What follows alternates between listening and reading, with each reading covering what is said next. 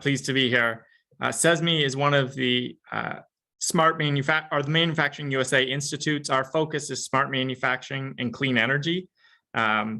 We apportion federal funds to invest in projects that accelerate these two ideas, smart manufacturing and clean energy. And we're very, very pleased to be working globally with other organizations that have the same goals. I want to pick up from the architecture that Eric was talking through. And if you can go to the next slide, show where we connect to this. No, back one slide, please. Back one slide, please. Wrong direction. Thank you. Show where we connect to this flow of data. So we have this kind of stream down the middle where the data is flowing from the source finally to the asset administration shell client. And what's making this work is that there's a common information model used all the way throughout. CESMII is able to leverage that same common information model to add a new value stream to this data stream. So we don't interrupt or we don't overlap with, we augment by exploring new things that we can do with the same data. So now if you'll go to the next slide.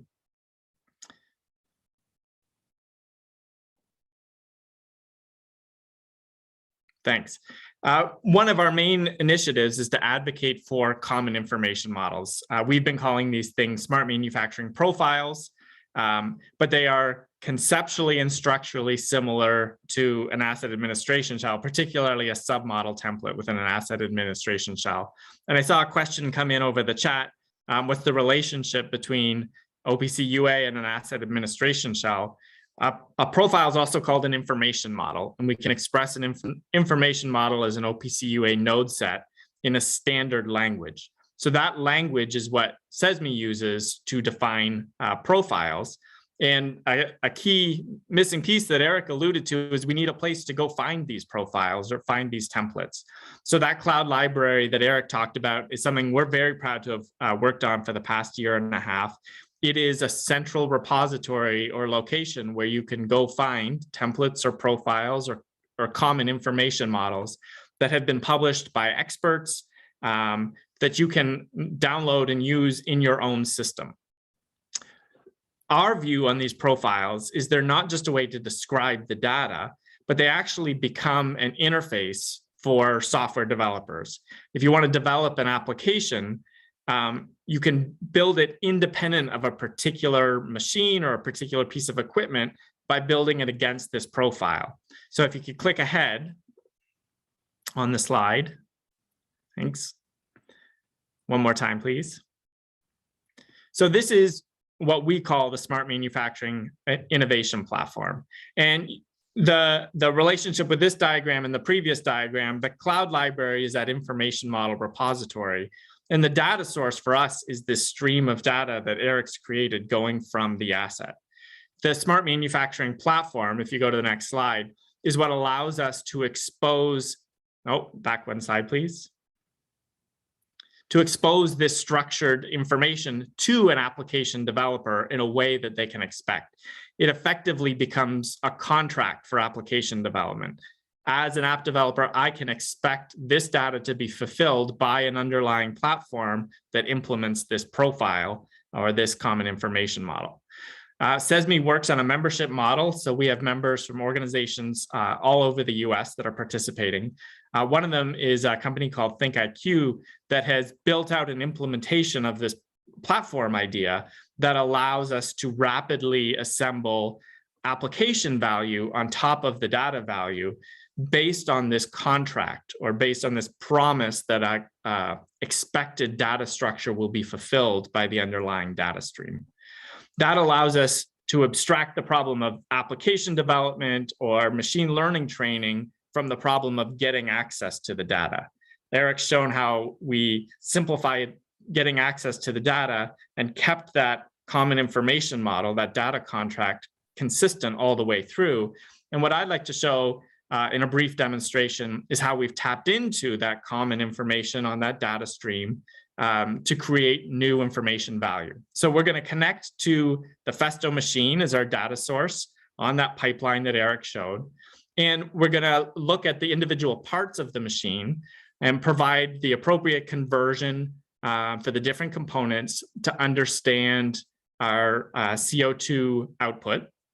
We're going to aggregate those CO2 levels up to the asset level, but then also imagine what it's like to look at a plant and enterprise level so that we can set limits and targets within our enterprise for the CO2 performance that we want to hit. We also want to be able to drill into equipment. So once we spot a problem area, be able to dive down and figure out where we're not hitting our goals. So if I could start screen sharing, we'll show this brief demonstration.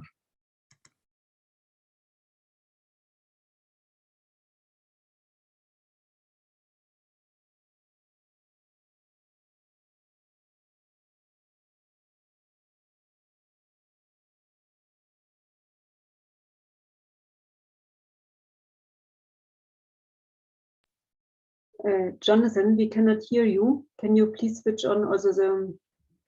So we start here with the common information model. You can see that the information model for the Festo MPS 403-1 is a part of a library of lots of different information models. What's important about this one is that we've agreed to interoperate on this information interface. The type definition is made up of subtypes. We might call those submodel templates. At CESMII, we call them profiles. Profiles can be made up of other profiles.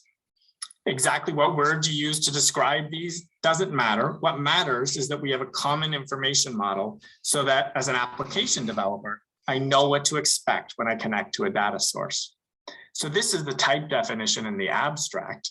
I can also see a specific instance of the equipment actually connected to a data source.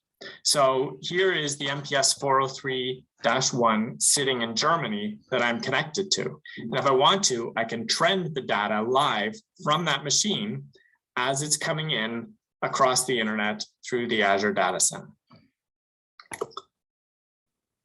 What we wanted to do for this demonstration is take this MPS 403-1, which is a training unit made up of multiple stages and phases, and imagine what it might look like if we standardize on this information model across a plant and across an enterprise.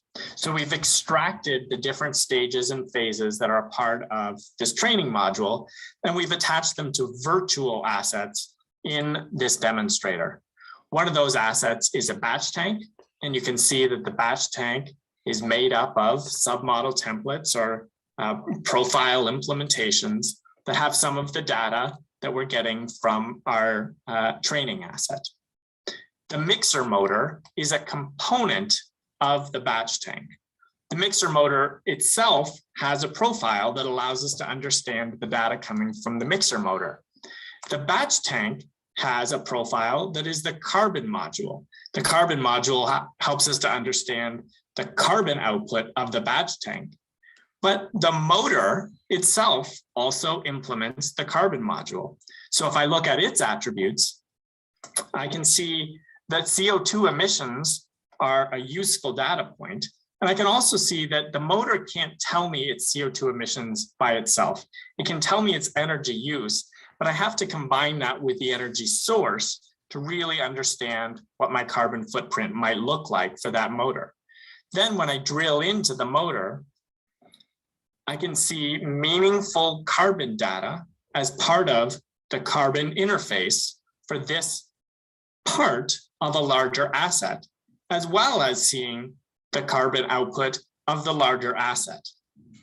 And I can trend this as well if I like and get as much detail on the component data as I want. The component being part of a larger asset. The asset is part of a larger system. So the motor is part of the batch tank. The batch tank is part of this plant that I have in California. And each asset in the plant has standardized on a common information model for CO2 reporting. That allows me to look across my facility and get a rolled up KPI of the CO2 equivalent output. and even identify where my problem assets are and the components of that asset that I might want to drill into. This is the sweetener batch tank. This is its relationship with the other assets. And this is my indicator that I'm out of the target range for CO2 output for this asset. I can trend that data as well and dig in deeper. I might also produce reports, as well as looking at live data. I may want to standardize on reporting across my sites. So I can use this same tool to produce those reports that allow me to compare across assets, or more importantly, across sites. So if we zoom out one more level, I can see that the California plant is part of an enterprise that has plants in different locations around the world, all of which have standardized on this common information model for CO2 reporting. And that allows me to compare my California plant's output with my German plant or my UK plant. And from there, drill into the details on those facilities as well. The common information model allows me to interchange data between sites, but also understand information as compared between sites, to interoperate on a common set of KPIs that can help me do better, not just at the component level or the asset level or the site level, but across my enterprise.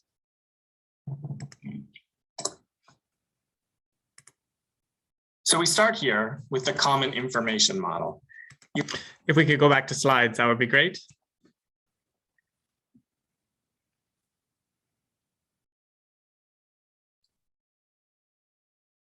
Thank you. And one more slide forward.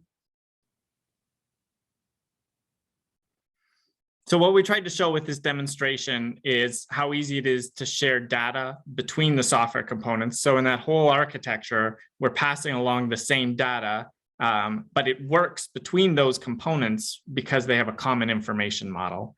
What we showed is that we can easily develop applications of that data. So there are a variety of different applications that were using the same information model, layered on different assets or different sites and for different purposes.